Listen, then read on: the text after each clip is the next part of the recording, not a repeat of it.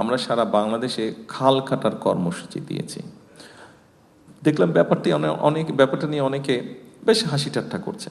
আমার পরিষ্কার মনে আছে, আব্বা যখন শুরু করেছিলেন তখন তো অনেক ইয়াং ছিলাম আমি, কিন্তু মনে আছে পরিষ্কার যে একদিন আমি পেপারেই পড়ছিলাম যে তখনকার তৎকালীন অপোজিশনের কেউ একজন বলছে জিয়া রহমান খাল কেটে কুমির নিয়ে আসবে। তো দেখলাম ইদানিংও অনেকে এরকম কিছু কিছু কথাবার্তা বলছে। তো কথাবার্তা বলছে, ঠিক আছে বলবি, সবাই তো আর আমাদের মতন বলবে না, যার যেটা ইচ্ছা বলুক, কিন্তু আমাদেরকে আমাদের কাজটা করতে হবে। এর মধ্যে আমি দেখলাম বেশ কয়েকটি টিভি চ্যানেল এবং অনলাইন নিউজও আমি দেখলাম যে তারা নিউজ করছে বিভিন্ন জায়গায় আমরা খাল কাটা যে শুরু করেছি। আমরা তো খাল কাটা শুরু করলাম রোজার থেকে, খুব বেশি টাইম আমরা পাইনি কারণ বর্ষা চলে এসছে।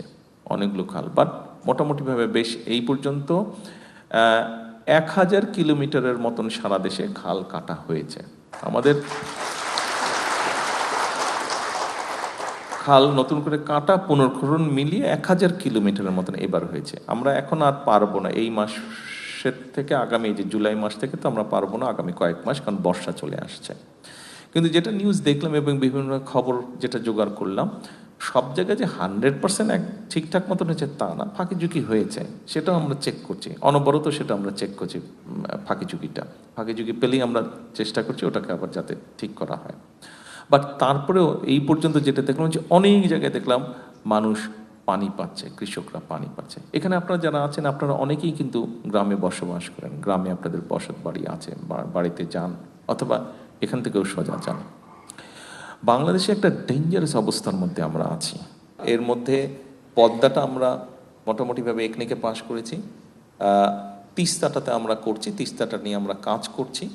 এখানে আমরা কিছু কারেকশন করছি, প্ল্যানের কিছু পরিকল্পনা পরিবর্তন করছি।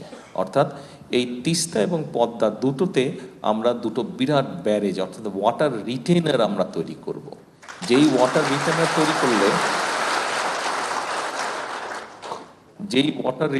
করলে আমরা লক্ষ লক্ষ টন পানি বর্ষার সময় আমরা ধরে রাখতে পারবো।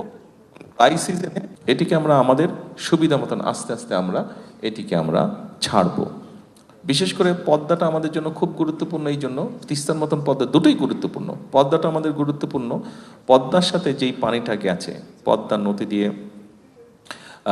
যমুনা নদীতে যেই পানিটার বঙ্গোপসাগরে গিয়ে পড়েছে, এই পানিটাকে যদি আমরা ফ্লোটা ঠিক করে ছেড়ে দিতে পারি, তাহলে এখন এই ফ্লোটা কমে যাওয়ার কারণে সমুদ্রের পানি ভিতরে ঢুকছে, সুন্দরবনের ওদিক দিয়ে ভিতরে ঢুকছে। ফলে হচ্ছে কি সবকিছু নোনতা হয়ে আমাদের কৃষি জমি থেকে আরম্ভ করে সবকিছু নষ্ট হয়ে যাচ্ছে, গাছপালাগুলো নষ্ট হয়ে যাচ্ছে, ওখানকার পশু পাখিকে এফেক্ট হচ্ছে। কিন্তু আমরা যদি এই বিরাট ওয়াটার রিটেনারটা তৈরি করতে পারি, তখন এখান থেকে আমরা মেজার্ড ওয়েতে আমরা পানি ছাড়তে পারবো। ফলে ওই প্রেশারটাকে তখন আমরা ম্যানেজ করতে পারবো, ওই প্রেশারটাকে ব্যালেন্স করতে পারলে সমুদ্রের পানিটা তখন আর ভিতরে ঢুকবে না। ফলে জিনিসটা আস্তে আস্তে আস্তে আবার আমরা হয়তো ঠিক করে আনতে পারবো। ঠিক একইভাবে আমরা তিস্তাতে এখন যেরকম আছে, তিস্তা ব্যারেজ আছে, তিস্তার ভিতরে আমরা খালগুলোতে পানি নিয়ে যেতে পারবো, কিন্তু এনাফ না সেটা। এবং সেই জন্যই আমরা কথা বলবো, এই যে আমরা যাচ্ছি, আমরা ওদেরকে বলবো, ওদের থেকে টেকনিক্যাল, ওদের সেই অভিজ্ঞতা আছে, আমাদের সেই টেকনিক্যাল অভিজ্ঞতা এখনও অতটা হয়তো নেই আমাদের। তারপরে আমাদেরও ইঞ্জিনিয়াররা আছে, ওনারাও চেষ্টা করছেন যে আমরা ওদেরকে বলবো যে আমাদেরকে এই ওয়াটার রিটেনার তারা তৈরি করে দিতে পারে কিনা, যেটা আমরা আমাদের কৃষিকাজ হোক, ব্যবহারের জন্য হোক, সব কিছুতে আমরা এটা ব্যবহার করব। অর্থাৎ আমরা আমাদের এই সম্পদগুলোকে, পানি সম্পদটাকে আমরা আমাদের কাজে ব্যবহার করতে চাই।